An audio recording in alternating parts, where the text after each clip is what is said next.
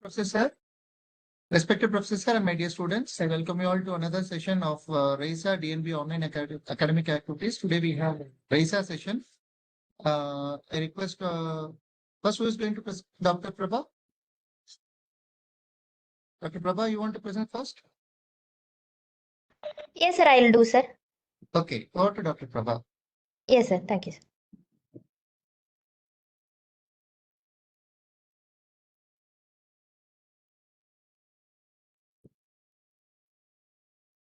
Please unmute yourself, Dr. Praba. You are muted. Good evening, respected sir. Am I audible, sir? Yeah, you are audible. Go ahead. Today my topic is end of life care, sir.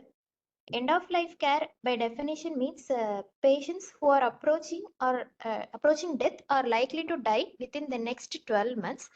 Decision regarding withholding or withdrawing life prolonging treatment can be difficult for these patients.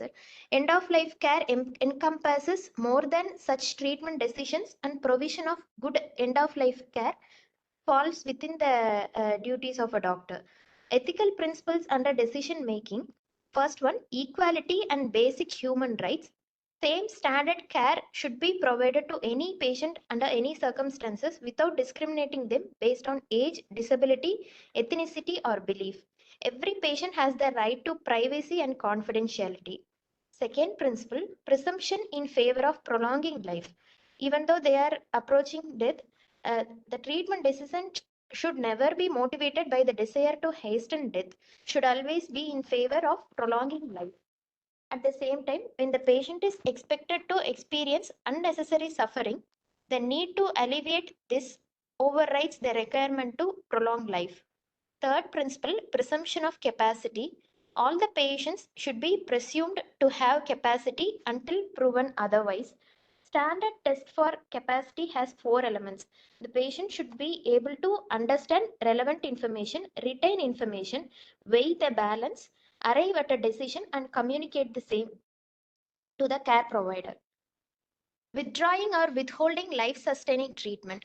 Patients with capacity can refuse life-sustaining treatment.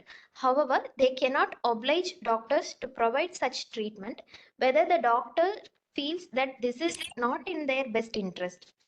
Where the patient lacks capacity, decision taken must not be motivated by desire to end life. Such decision can be taken only when treatments are futile or overly burdensome to patients. Here comes the interest principle. In situations where patients lack capacity and none of the above are relevant, an overall balanced decision based on best interest is made. Considerations for current view of patient, all relevant possible circumstances, and previously expressed views or beliefs, like what if the patient may regain capacity, should be considered. Discrimination should be avoided. Based on this principle, discrimination of a treatment is appropriate. In emergency situation, clinician should provide life-saving treatment. Further guidelines are provided by Mental Capacity Act 2005, Code of Practice while working with patients who lack mental capacity, or a guideline by Mental Capacity Act. During periods of temporary loss of capacity, only time critical decisions should be made. Never assume patients who lack capacity. Decisions that they take appear to be unwise. Lasting power of attorney. Persons over 18 years of age can appoint individuals to make decisions on their behalf. The LPA, lasting power of attorney, must demonstrate evidence of formal prescriptive LPA document expressing permission to financial affairs, as well as power to consent or refuse medical treatment. They should be registered with public guardian. Advance directives. Legal binding in situations where a patient lacks capacity is given by advance directives. These are taken specific to decision time bound laws. Advanced directives to refuse potentially life-saving treatment must be written and signed by patient in presence of a witness and clearly state decisions which to be taken when life is at risk. It may get complicated when the subsequent clinical situation is not accurately reflected.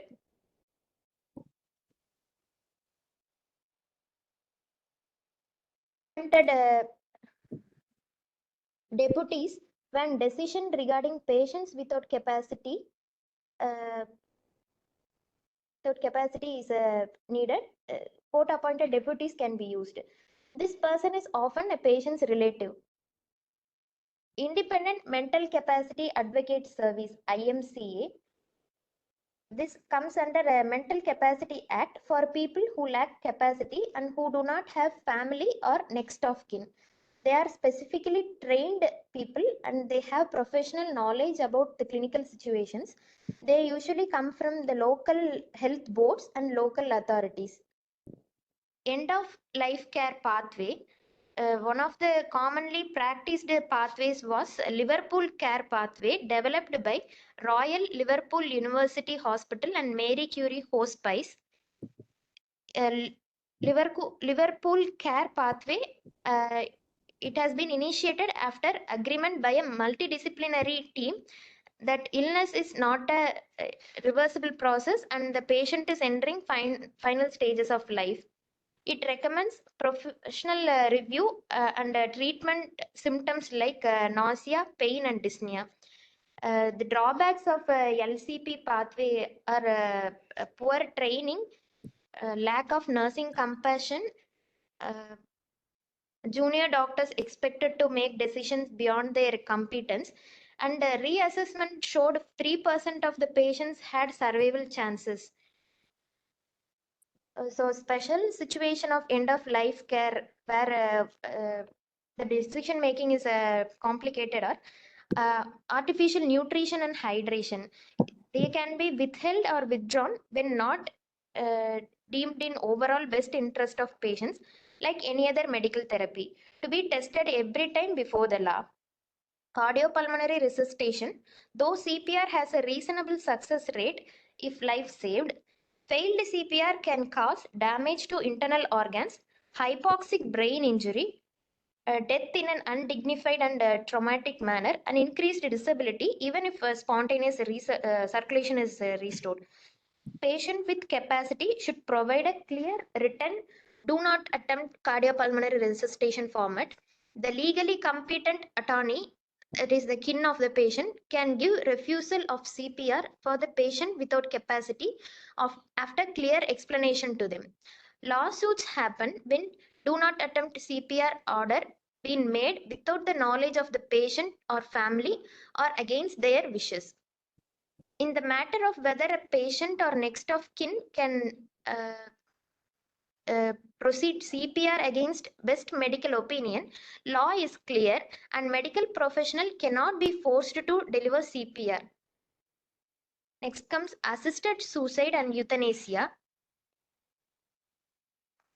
Euthanasia is a deliberate intervention undertaken with intention of ending a life in order to relieve intractable suffering of the patients. It it can be classified as a voluntary and non-voluntary euthanasia.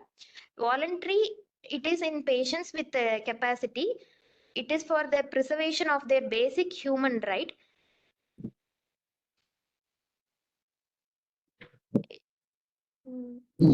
Sir, if denied, the doctors can't.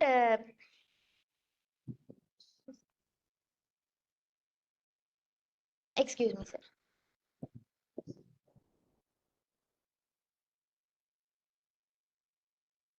The problem with your audio?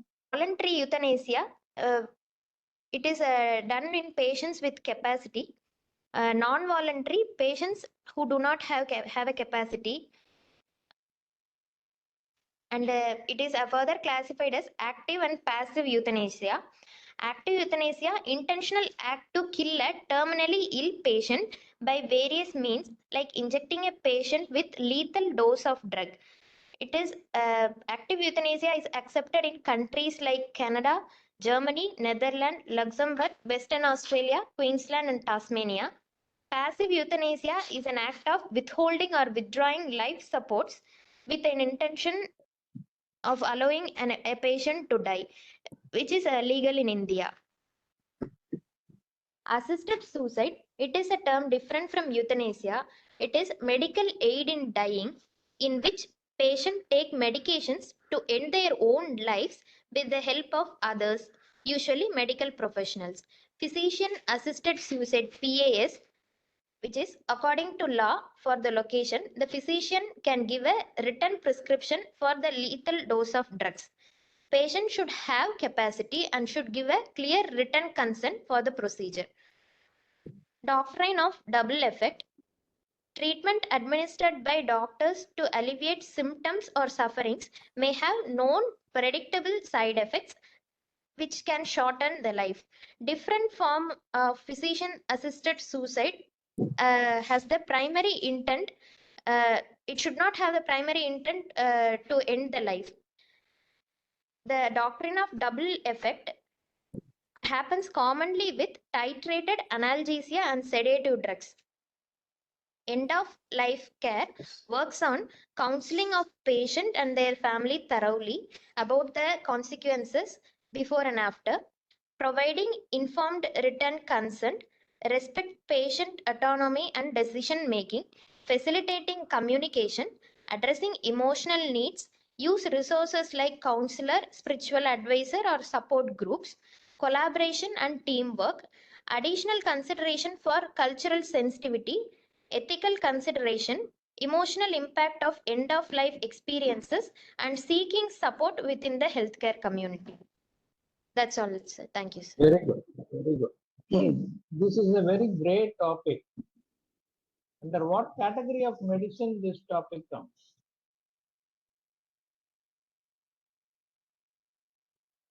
Okay, Sorry, Praba, under what category of medicine this topic of end of care life will come?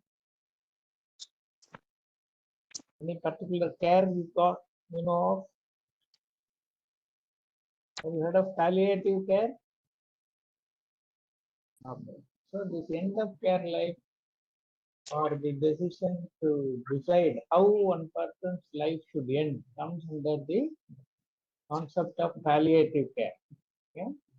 So if okay. somebody has been diagnosed with a disease for which there is no treatment and the patient is bound to die, not at 12 months, even as early as 6 months, the aim is to provide a very dignified, pain-free, comfortable life as long as they live.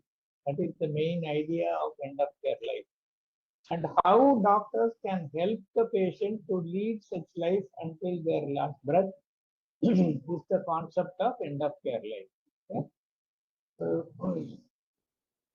it is to make somebody's death more peaceful, more comfortable, and more dignified. That is the simple way of understanding this topic. We have covered almost all the points. Anyway, I just share my presentation.